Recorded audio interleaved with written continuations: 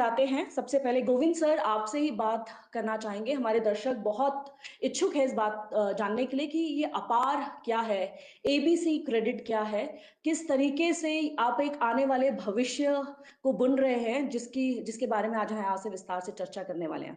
Over to you sir. Thank you, Sarthak, for such a wonderful introduction of everyone. First, I would like to welcome respected Union Secretary, Department of Higher Education, Sanjay Murthy sir, Secretary School Education, Sanjay Kumar sir, CMD CSC, Sanjay Kumar Rakesh sir, and all the state representative. As you know that National Education Policy was launched in July 2020 with an aim to provide a holistic education to students. To facilitate that whole process, it was required to develop an ecosystem where different stakeholders of the education can interact each other seamlessly. For that, a unique ID is the core or building block for such ecosystem. Then accordingly, we started to create automated permanent academic account registry ID, which you are calling APAR ID. And so far, 1712 APAR ID has been created. But now the next step is that to leverage the existing network of different institutions, such as CSC, who's having the almost 5 lakh centers across the country. Then we decided to collaborate with CSC, and the CSC can be used by any individual, any student, any learner to create their APAR ID. So that is the basic objective for this that launch of this collaboration. And I expect that every state government will also create awareness amongst all the stakeholders within their jurisdiction for this APAR ID creation and further credit deposition. And CSC network will be utilized for the especially school students, because the school most of the time they don't have IT system or the software is not available. The school can map their institution with nearby CSC, and student can go easily and create their APAR ID. This is the basic purpose of today's launch. So once again, I welcome everyone. I am hopeful that this collaboration will be very useful for this educational ecosystem. Thank you, sir. Thank you Jaiswal sir. I totally agree with you कि last mile तक जैसे CSC SPV पहुंचता है, I am sure last student तक जहां पे internet बाकी सुविधाएं अधूरी रह जाती हैं, आई एम श्योर सीएससी रियली वहां पहुंच के इस अपार सर्विस को वहां तक पहुंचाएंगे। इसी पे और प्रकाश डालने के लिए संजय सर आपसे रिक्वेस्ट है, अपार में सीएससी क्या रोल अदा करेगा, हमारे वीएलईज के लिए कितनी बड़ी रिस्पॉन्सिबिलिटी उनको दी जा रही है, इस पे प्रकाश डालिए। Sanjay sir, over to you. आप बताइएगा ना। एक्चुअली भगवती यहाँ संजय के नाम से थोड़ा कंफ्यूजन है। यहाँ पर 3 संजय बैठे हुए हैं, इसलिए Bhagwati I will request, Bhagwati सुनो, I will request Sanjay sir को, संजय कुमार जी को जाना है। नहीं, पहले आप 2 minute you just tell it and then just then you will come back, we will come back to you again. Thank you Bhagwati. सारे वीएलई और सारे डिग्निटरी जो आज हमारे साथ जुड़े हैं, including secretary higher education and secretary school education and officers है, सभी को आज के इस प्रोग्राम में स्वागत है। ये अपार आईडी के, जैसे ज्वाइंट सेक्रेटरी साहब ने कहा, अपार आईडी के पॉपुलराइजेशन की बहुत ज़रूरत है और इसके लिए सारी संस्थाओं को पूरी शक्ति से इसके लिए करना चाहिए, because the benefits are immense. The initial problems would be there, but if we can overcome, the benefits would be multifold. तो खास करके जैसा कि उन्होंने कहा कि स्कूल के लिए और भी चैलेंजेज हैं, हायर एजुकेशन पे है, तो इसके लिए मेरा सारे वीएलईज से खास करके विशेष रूप से कि वो स्कूल्स में कांटेक्ट करें, एकेडमिक इंस्टीट्यूशंस में कांटेक्ट करें, और अगर उनको ज़रूरत समझ में आए तो स्कूल्स में कैंप लगा करके भी आईडी क्रिएट कर सकते हैं। आपने माइनॉरिटी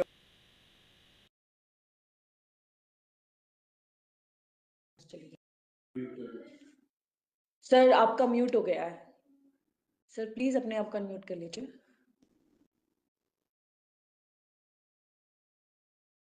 आप अभी भी म्यूट है सर, हमें आपकी आवाज नहीं आ रही है। टेक्निकल प्लीज सी साथिक एक बार चेक करिए, सर अभी भी म्यूट है।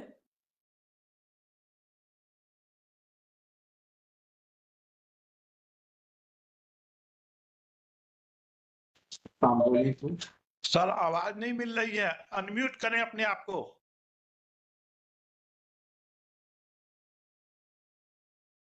नहीं सर, हम नहीं सुन पा रहे हैं आपको। टेक्निकल प्लीज इंटरफेयर करिए, हमें आवाज टेक्निकल टीम हमारी आवाज ठीक करती है। उससे पहले ही हम एक कुछ वीडियोस आपको यहाँ पे दिखाना चाहेंगे। जैसे संजय सर कह रहे थे कि हमें हर बेनिफिशियरी वीएलई तक पहुंचना है, स्कूल में कैंप्स करने होंगे। तो Sarthak, meanwhile our technical team see what the issue is. Yes, we are back. Sanjay sir please continue.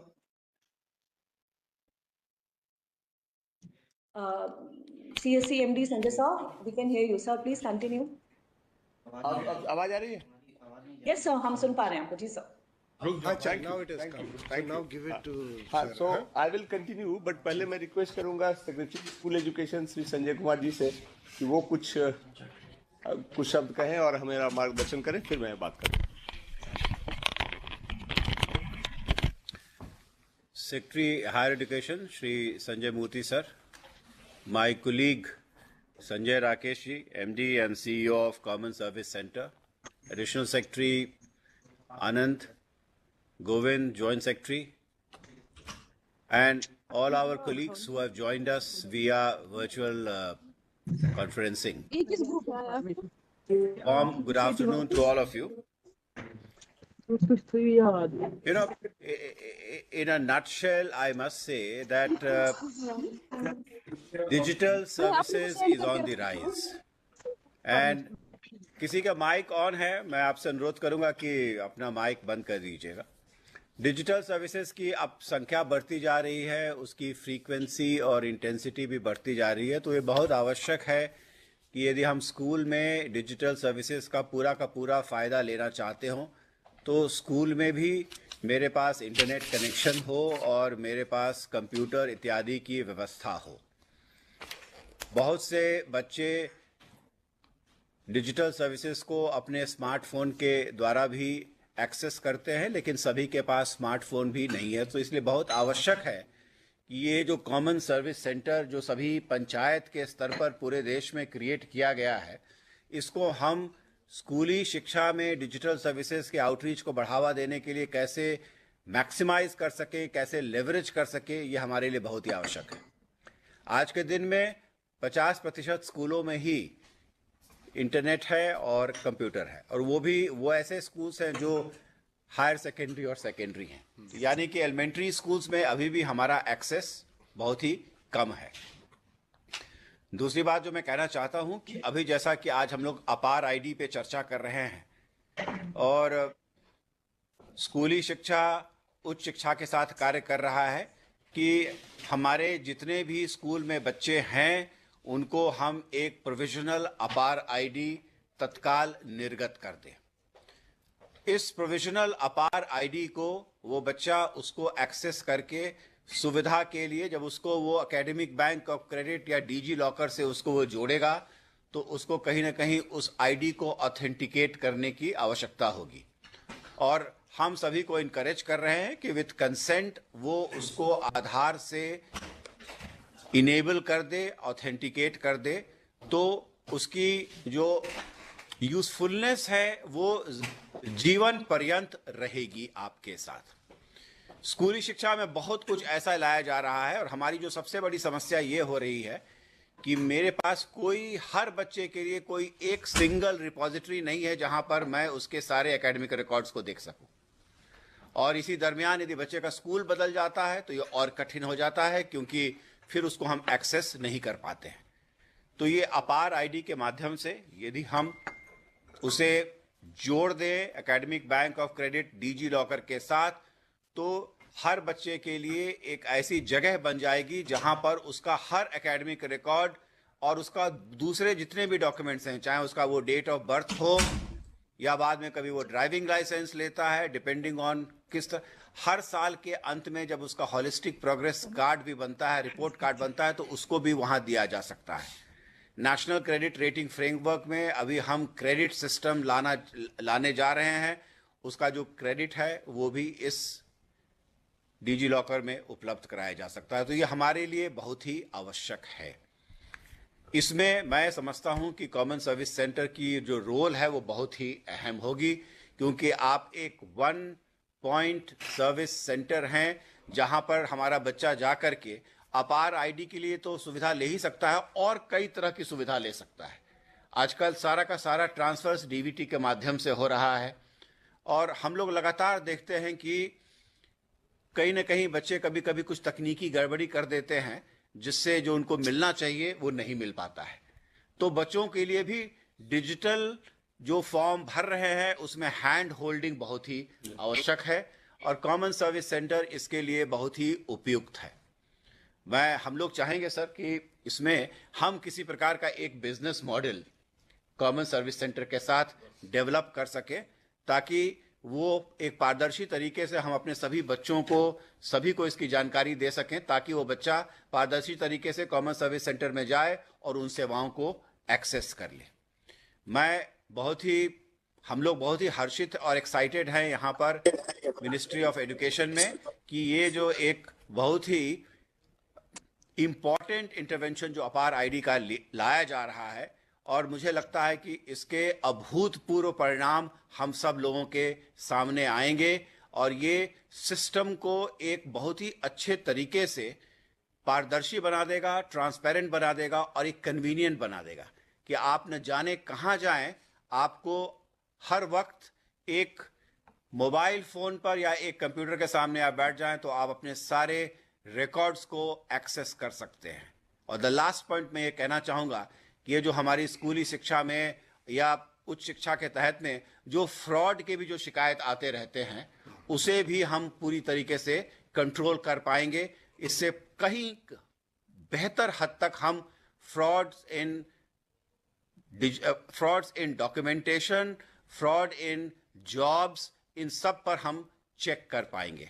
तो ये हमारे लिए बहुत ही अच्छा रहेगा और मैं आशा करता हूं कि एक बहुत ही अच्छा बिजनेस मॉडल हम कॉमन सर्विस सेंटर के साथ डेवलप कर पाएंगे। Thank you so much. बहुत बहुत धन्यवाद Sanjay sir, secretary school education. बहुत बड़ा विजन आपने आज हमारे वीली के साथ सामने रखा है and I am sure this collaboration will be a golden opportunity for all those students like me who has to got transfer to multiple schools throughout their school. Sanjay sir, बहुत बहुत धन्यवाद आपके इम्पोर्टेंट टाइम के लिए।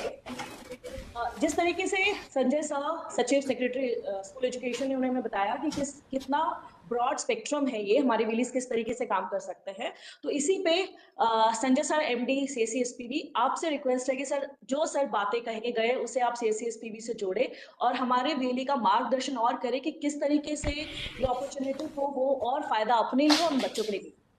Over to you sir. Thank you Bhagwati. I hope I am audible now. Yes sir. So सबसे मैं वहीं से शुरू करता हूँ जहाँ से मैंने छोड़ा था।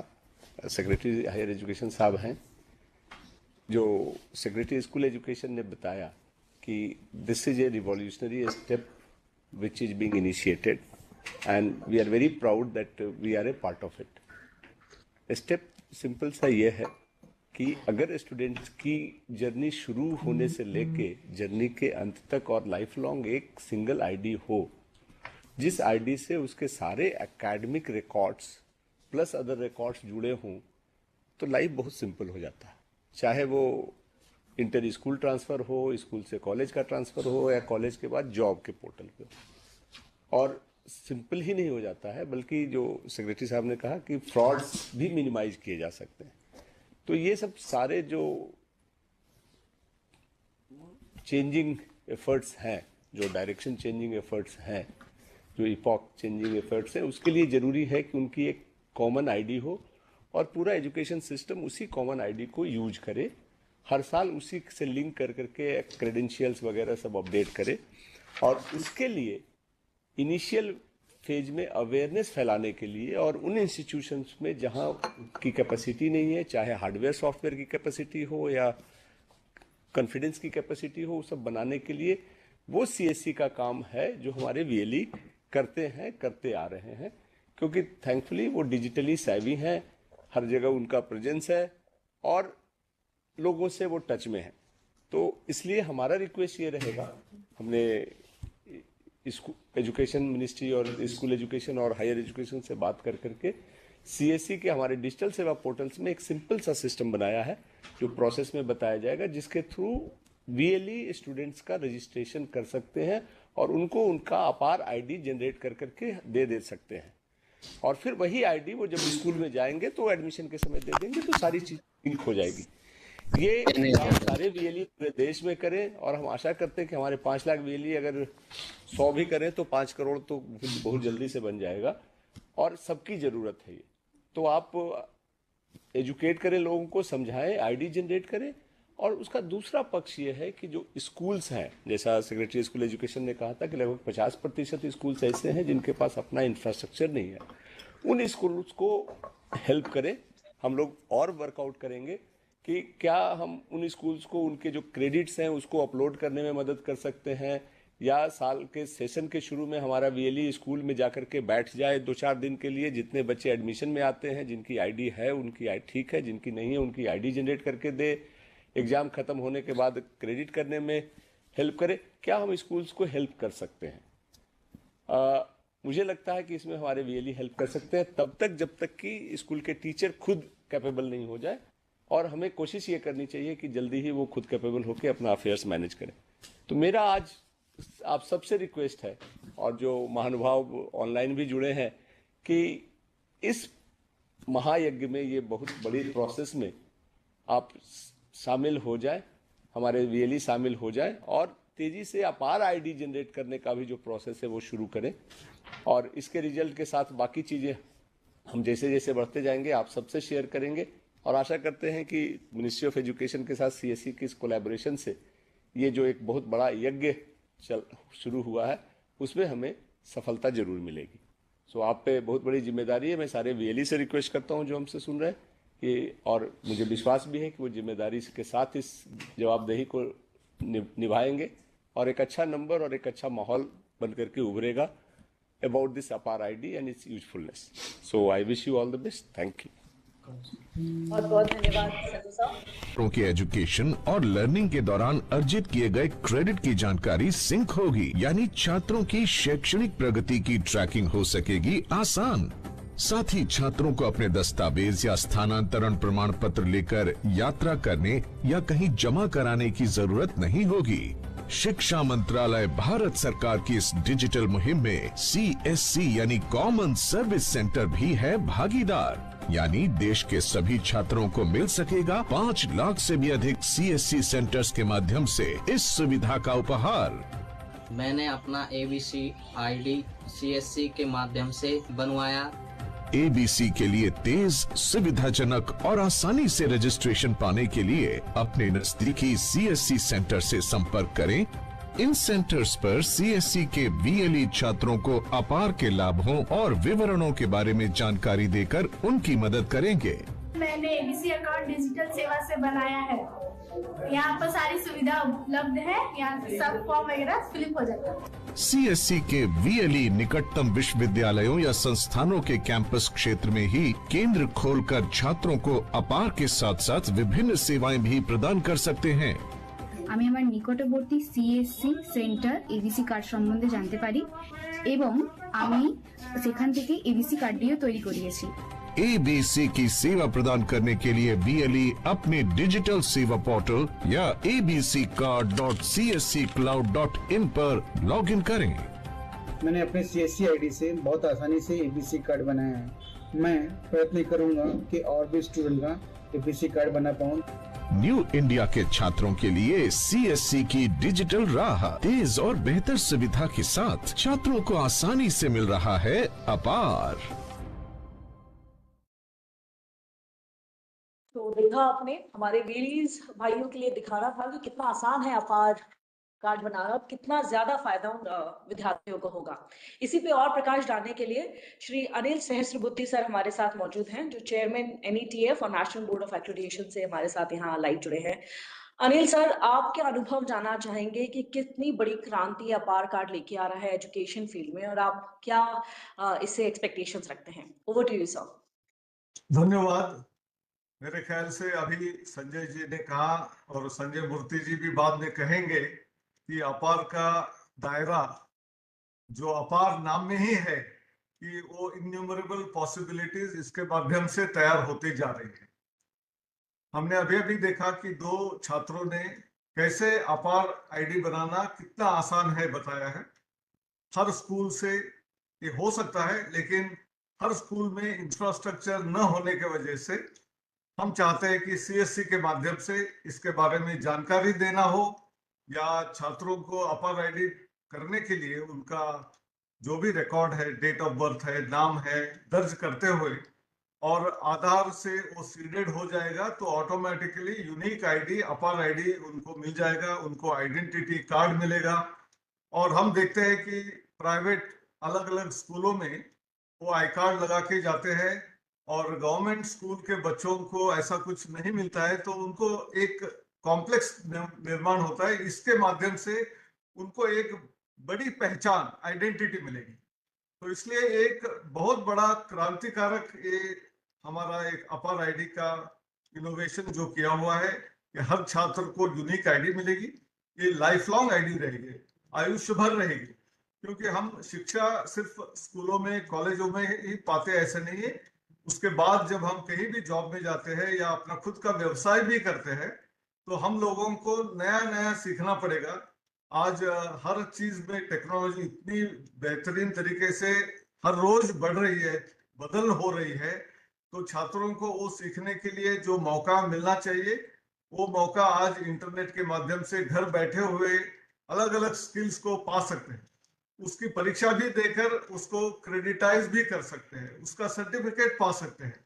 लेकिन जब तक ये सारी सर्टिफिकेट एक सिंगल सोर्स ऑफ ट्रूथ के जगह अपार जो आईडी है वो एकेडमिक बैंक ऑफ क्रेडिट के साथ जुड़ा हुआ है, इसलिए उनकी सारी क्रेडिट्स वहां जब जमा हो जाती है तो उनका क्लेम कहीं भी करने से, सिर्फ आईडी देने से उनका क्लेम व्यवस्थित रीति से लोगों को पहुंच जाता है। फिर वो एक स्कूल से दूसरे स्कूल का एडमिशन हो, स्कूल शिक्षा होने के बाद कॉलेज में एडमिशन के लिए हो, या एंट्रेंस एग्जाम जैसे जेई हो, नीट हो, ऐसे एग्जाम में भी परीक्षा में बैठने के समय उनका 10th का 12th का सर्टिफिकेट, मार्क्स वगैरह देना जो पड़ता है देना नहीं पड़ेगा, क्योंकि ये सब दर्ज यहाँ एबीसी में ऑलरेडी है। उसके अलावा कोई जॉब में अप्लाई करता है तो उसके क्रेडेंशियल आते हैं। और हमने जो नेशनल क्रेडिट फ्रेमवर्क भी बनाया है, तो हर क्रेडिट को क्रेडिटाइज होने के बाद जिस यूनिवर्सिटी में भी पढ़ रहे छात्र, उसके अलावा दूसरे यूनिवर्सिटी का कोई कोर्स करे या हमारा स्वयं पोर्टल है वहां से कुछ कोर्स करे, उसके क्रेडिट भी इसमें जमा हो जाएंगे, तो वो यूनिवर्सिटी उस क्रेडिट को मानते हुए ले सकती है। जो राष्ट्रीय शिक्षा नीति आई उसमें मल्टीपल एंट्री, मल्टीपल एग्जिट का भी वहां स्कोप है। तो एक आध छात्र एक जगह से बाहर किसी कारण से जा रहा है तो उसके क्रेडिट वहां स्टॉक में रहेंगे, अपने बैंक के अकाउंट में रहेंगे, और 1 साल या 2 साल के बाद वापस आता है तो वो क्रेडिट फिर एक बार यूज करते हुए आगे का शिक्षा वो ले सकता है। ये एक बहुत ही बड़ा रेवोल्यूशनरी कदम राष्ट्रीय शिक्षा नीति के माध्यम से हुआ है, और उसको और चालना देने के लिए एकेडमिक बैंक ऑफ क्रेडिट और अपार आईडी, ये दोनों चीजें उसके साथ जुड़ी हुई हैं। और अनेक राज्यों में ऐसा भी हो सकता है कि उनको कुछ स्कॉलरशिप देना है या लर्निंग आउटकम्स को देखना है, तो उसके थ्रू हमको एक डिस्ट्रिक्ट के जो कैंडिडेट है वो मैथमेटिक्स में वीक है तो उनको मैथमेटिक्स में ज्यादा शिक्षा देनी चाहिए, उसको और अच्छी तरीके से देनी चाहिए, ये भी कर सकते हैं। और NETF के माध्यम से अलग प्रयोग करते हुए ऑगमेंटेड रियलिटी, वर्चुअल रियलिटी, ऐसे अनेक कोर्स जो स्टार्टअप लोग तैयार कर रहे हैं उसको भी लोगों को पहुंचाने के लिए इस माध्यम से उपयोग होगा। तो एक बहुत बड़ा होलिस्टिक प्लेटफॉर्म बनने जा रहा है। इसमें स्किल के क्रेडिट भी आएंगे, रीस्किलिंग के भी आएंगे, अपस्किलिंग के भी आएंगे। तो ये लाइफ लॉन्ग CV बनाने का भी एक छात्रों के लिए रास्ता बनेगा। आपको कहीं भी डिजिटल सर्टिफिकेट हो या हार्ड कॉपी सर्टिफिकेट जाके देने की जरूरत नहीं है। इस पर्टिकुलर माध्यम से आपने अपना ABC ID शेयर करेंगे, यानी अपना अपार आईडी शेयर करेंगे, तो कोई भी ऑर्गेनाइजेशन वहां उसका क्रेडेंशियल को वेरीफाई करके आगे वाला जो भी उनकी जरूरतें है उसको पूरा कर सकते हैं। तो इसलिए मेरे ख्याल से CSC का रोल जो है इतने सारे जगह में पहुंचने के लिए एक बहुत बड़ा माध्यम है। CSC ने ऑलरेडी कम्युनिटी सर्विस कर दी है और ये भी एक माध्यम है जहां अवेयरनेस क्रिएट करना और उनको आईडी दिलवाने का काम करेंगे। तो हम उनको हमारी तरफ से धन्यवाद अर्पण करते हैं कि हम आगे बढ़ेंगे। नमस्कार। बहुत बहुत धन्यवाद अनिल सहस्रबुद्धे सर। आपने एक बहुत बड़ी तस्वीर हमारे सामने दिखाई है कि पहली कक्षा से लेके जब तक विद्यार्थी पढ़ना चाहता है, क्योंकि पढ़ाई की कोई उम्र नहीं होती, जब तक वो सीखना चाहता है ये सारे स्कोर और क्रेडिट उसके अपार में स्टोर होते रहेंगे। आगे बढ़ते हैं। ये एबीसी इकोसिस्टम क्या है, किस तरीके से काम करेगा, विद्यार्थी किस तरीके से इसमें लाभ उठाएंगे। जैसे सर ने बोला कि through out your education qualification आप ये स्कोर आपके स्टोर होते रहेंगे। कहाँ स्टोर होंगे, किस तरीके से आपको लाभ देंगे, इसके लिए secretary department of higher education, ministry of education से श्री के संजय मूर्ति सर, आपसे रिक्वेस्ट है कि आप हमें इलैबोरेट करिए कि एबीसी इकोसिस्टम क्या है और किस तरीके से काम करेगा। Over to you sir. Thank you, Bhagwati. Good afternoon, all friends.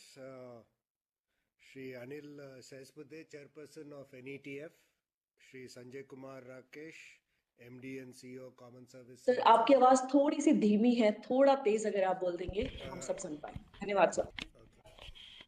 My colleagues in the ministry, Anant and Govind and Gaurav, and all the secretaries of higher and school education who have joined us today, and the VLEs who are participating. At the outset, adding to what Anilji has just mentioned, this entire initiative emerges from the National Education Policy, which talks about ensuring multidisciplinary education to be imparted to children. Now, if multidisciplinary education is to be imparted, there are n number of combinations to which a higher education institution can make these offerings. These offerings can be done by themselves or in collaboration with other experts in that field. It also provides an opportunity to recognize voluntary action done by a particular student in any area. It could be removing illiteracy amongst adults or participating in an environment campaign or a health campaign. All these are due for recognition under the National Education Policy going forward.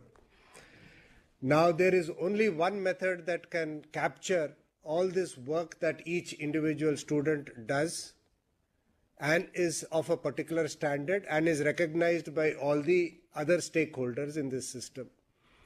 And that process is called the Academic Bank of Credits. Now, before a student can create an academic bank of credit, which is linked to a DigiLocker and is available on the mobile phone of that individual, it is essential that the student is identified by a particular ID, which is unique and constant throughout his journey, as Anilji said, till even much after his education period is there, because there is scope for upskilling and reskilling even after he completes his educational profile. Now, once this ID is created, the higher education institutions are required to deposit those credits that they have given for that student's work into that academic bank of credits, which gets accumulated and is visible to everybody, not only to an academic institution which might be looking at his transcripts when he is taking an admission into his institution, but even for a recruiter who wants to see what type of skill sets the student has taken. So even during the recruitment stage, it is bound to become an essential document to see what skill sets that he has obtained. There is another platform, and the regulations provide this, which is called the Swayam platform, wherein these skill sets and these trainings are being delivered. This is done by IIT Madras, and all the top professors of major institutions deliver these credits. Institutions allow their children to take those courses in their curriculum, but again, once those courses are taken, there needs to be an appropriate credit acknowledged by having taken that course in that SWAYAM platform. This will enable the institution to provide or record that credit that the student has taken in that SWAYAM platform in the transcript of the student in the ABC. Now, as the school secretary had mentioned, it is not necessary that all the higher education institutions are also well connected or have these similar facilities in their institutions. They too do not have such type of elaborate setups. And it is here that the CSC will play a very important role to reach out to them, facilitate them, to ensure that not only just the APAR ID is created for the student, but also help the higher education institution in other e-governance related activities. APAR ID, I would like to repeat, is only one of the many things that we are doing. This is just a starting point. While we are at a 4 crore enrollment in higher education, we are planning to reach a number of 9 crores in the next 15 years. There is a massive amount of work that will be required, which is anchored on an APAR ID. The significance and the magnitude of the work will be known with these two numbers that I have mentioned to you. Now, realizing that this is such a huge and magnanimous task, we have reached out to CSC to support us in this matter, because we alone in the higher education department or in the school education departments will not be able to meet this entire requirement in the time frame that we are looking forward to. So therefore, it is our earnest plea to all the secretaries of state governments to kindly use this platform that is there through CSC to facilitate their institutions to onboard to any of the e-initiatives that we are launching from the Ministry of Education side. Side by side, there is another platform that we are deploying to all the educational institutions as of the moment free of cost, which is called the Samarth portal. Now, this Samarth thing is another end-to-end digitization of all the activities involved in the life cycle of a student, from admission to the award of degree. And giving these credits become part of that thing. Testing becomes a part of it. Recruitment becomes part of it. Scheduling a timetable becomes part of it. There are 44 modules, and each of these institutions are free to join this at no cost to them.